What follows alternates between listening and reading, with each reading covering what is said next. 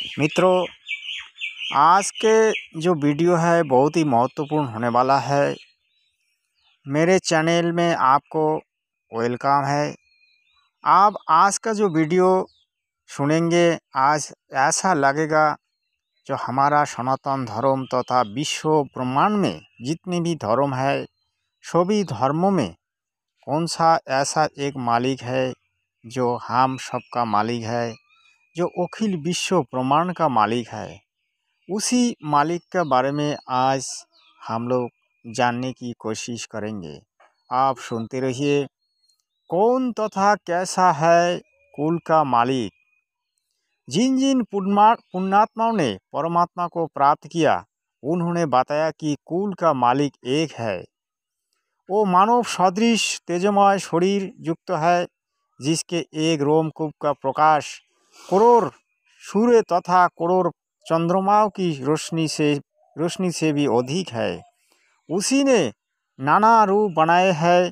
परमेश्वर का वास्तविक नाम अपनी अपनी भाषाओं में कबीर देव अर्थात वेदों में संस्कृत भाषा में तथा हक्का कबीर श्री गुरु ग्रंथ साहेब में पृष्ठा नंबर 721 पर, क्षेत्रीय भाषा में तथा सत कबीर श्री धर्मदास जी की वाणी में क्षेत्रीय भाषा में तथा बंदी छोर कबीर संत गरीबदास जी के सत ग्रंथों में क्षेत्रीय भाषा में कबीरा, कबीरन और खबीरा या खबीरन, श्री कुरान शरीफ सूरत फुरकानी नंबर 25 आयत नंबर 19, 21, 52, 58, 59 में क्षेत्रीय अरबी भाषा में।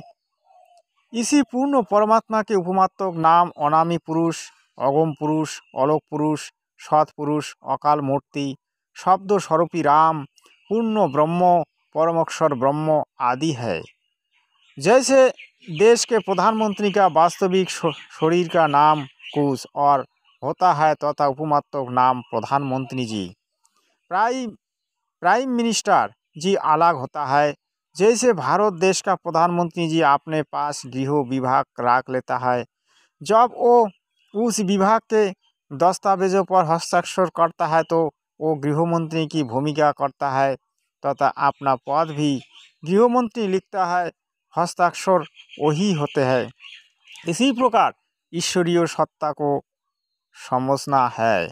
जिन संतों ऋषियों को परमात्मा प्राप्ति नहीं हुई, उन्होंने अपना अंतिम अनुभव बताया है कि प्रभु का केवल प्रकाश देखा जा सकता है। प्रभु दिखाई नहीं देता क्योंकि उसका कोई आकार नहीं है तथा शरीर में धुन सुनना आदि प्रभु भक्ति की उपलब्धि है।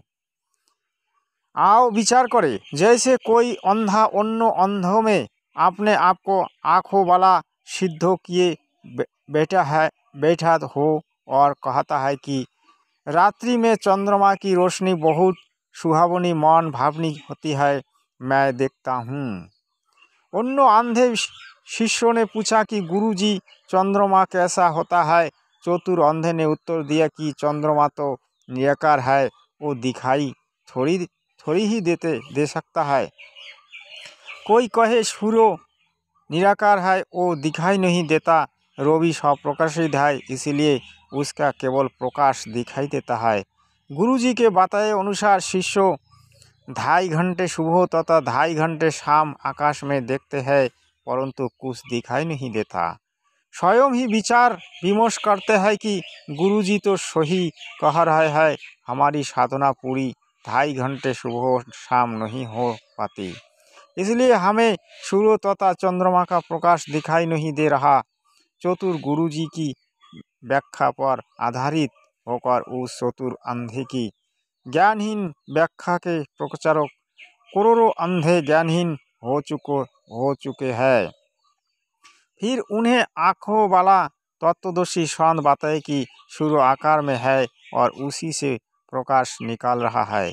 इसी प्रकार चंद्रमा से प्रकाश निकल रहा है और उसी से प्रकाश निकल रहा है। इसी प्रकार चंद्रमा से प्रकाश निकल रहा है। नेत्रहीन चंद्रमा के बिना रात्रि में प्रकाश कैसे हो सकता है?